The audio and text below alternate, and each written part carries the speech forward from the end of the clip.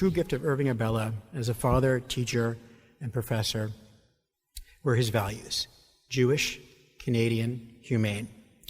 Calling out and fighting injustice, whether immigration policy, anti-Semitism, racism, exclusion, or historical and ongoing injustice, was the extension of these values. That was Jacob Abella, or JJ, as everybody calls him. He's a lawyer and one of Irving Abella's two sons, and he was speaking at his father's funeral Tuesday at Toronto's Beth Tzedec synagogue. Meanwhile, tributes continue to pour in for the late Canadian historian and Jewish community leader. Irving Abella died on Sunday, July 3rd, after a long illness. He had just turned 82. Abella was a history professor who taught for decades at York University, and he wrote many, many articles and many books, but he was best known for co-writing None is Too Many with Harold Troper in 1983. They proved without a doubt how Canada's wartime government of Mackenzie King deliberately turned away desperate European Jews who were trying to escape Nazi Germany and the Holocaust. It was a record that had remained hidden and even denied for half a century. Here's Irving Abella speaking in a 2013 lecture at Carleton University about how that book shamed Canada into facing its racist past. No one had looked into the matter of refugees, and there had to be a reason why. So maybe there wasn't a story. And one of the things I did was look at the immigration handbook that was passed out to new immigrants who came to Canada up until the appearance of None is Too Many. And there was a paragraph about the Holocaust in which it said something to the effect that before war broke out and the situation of German and Austrian and European Jews became parlous, the government of Canada stepped forward and accepted many of these refugees who had come to Canada, work hard, and accomplish a great deal. That paragraph was removed once None is Too Many came out. I'm Ellen Besner, and this is what Jewish Canada sounds like for Wednesday, July the 5th, 2022. Welcome to the CJN Daily, sponsored by Metropia.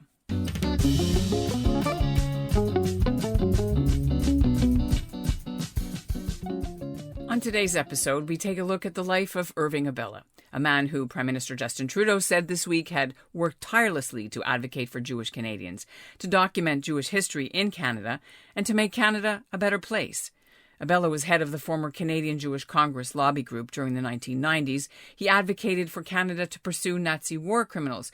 And indeed, it was thanks to his advocacy working behind the scenes that in 2018, Justin Trudeau stood in the House of Commons and apologized to Canada's Jews for anti-Semitism and for the country having turned away the MS St. Louis ship in 1939 that had been carrying hundreds of Jewish refugees. Despite Abella's many accolades and honors during his life, at his funeral, his sons revealed a glimpse of the private man, the one who ran things at home while their mother, Rosalie Abella, served for 17 years as the first Jewish woman to be on the Supreme Court of Canada. A man who loved eating smoked meat sandwiches, loved the Leafs and the Raptors, and most of all the Toronto Blue Jays baseball team, and who always put his family first, as Abella's other son, Zachary, remembers. He was very humble. He never took his innumerable accomplishments home with him. We thought it was cool when he was profiled in magazines and on the Journal and was interviewed on 60 Minutes, but it didn't change him. We loved seeing how None is Too Many or Coat of Many Colors were doing on the Maclean's weekly bestsellers list, and he did too, but at home he was just dad. He was immensely proud of receiving the Order of Canada, but to celebrate that night in Ottawa, we all went to see Mrs. Doubtfire. That's who he was. Irving Abella was born in Toronto in 1940. Most of his close friends and family called him Itchy. His parents ran a lunch counter south of Kensington Market, near the garment factories of Spadina Avenue, and many workers would come to eat there. And he would later write about their stories as he founded the discipline of Canadian labor history studies. Abella met his wife Rosalie in the 60s, and the couple was married for 53 years. They lived in Toronto first and then in Ottawa until Justice Abella's retirement last year, and she put all her commitments on hold as his health declined. Here's their son JJ describing his parents' relationship as something out of a Barbra Streisand movie. They were the original Owl and the Pussycat, to borrow a term from a movie in the 1960s. My mom would say that often, my dad less so, but it was true. It was... She was the pussycat, he was the owl, the professor, wise. It's hard to describe because, you see him as this brilliant professor. and what he meant for the country. But that's what he was like at home. That's what he was like with us. Calm, patient, he wise. He was everything you imagine and more, because he was ours. It came in handy having an in-house editor who would improve the teens' school essays at 5 o'clock in the morning, or personally ghostwrite the Dvar Torah that 13-year-old JJ went on to deliver at his own bar mitzvah. It was 3 decades ago, and I can tell you it was an exceptionally good Dvar Torah, even brilliant. Some said it was the best Dvar Torah they had ever heard. Now, the author of this Dvar Torah, completely and utterly responsible for the entirety of its brilliance, was the great Irving Abella. Sure, he consulted me. I use that term advisedly. But it was a meticulously researched, beautifully constructed labor of love for which he took absolutely no credit. And that should tell you about everything, the man, the father that Irving Abella was. Rabbi Baruch Friedman Cole reminded people about Abella's other important book called Coat of Many Colors that showed 200 years of Jewish history in this country.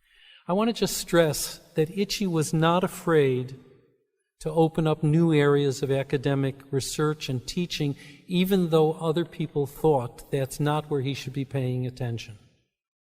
So he began the field of labor history in Canada, and he pioneered research in Canadian Jewish history. He wore a coat of many colors. He was a historian who also made history. That research that led from the archives was recognized last year in the House of Commons as having changed Canadian perceptions about immigration and refugee policy. He provided an underpinning for a robust Canadian policy that welcomes immigrants and refugees. He made a moral case, as we know, for pursuing and punishing Nazi war criminals. But what was important is that Itchy went beyond Jewish concerns. And Rosie, we've talked about this a lot, because he advocated for Sikhs and Aboriginals, for Muslims, for Catholic Jewish reconciliation. He was a teacher, even as he was an advocate, and he was a mentor for all Canadians, speaking from a deep perspective of Jewish ethics and a passion for universal justice. When I was involved at CJC, the staff would ask, when we're trying to figure out what to do, well, what would Abella do? He became the yardstick.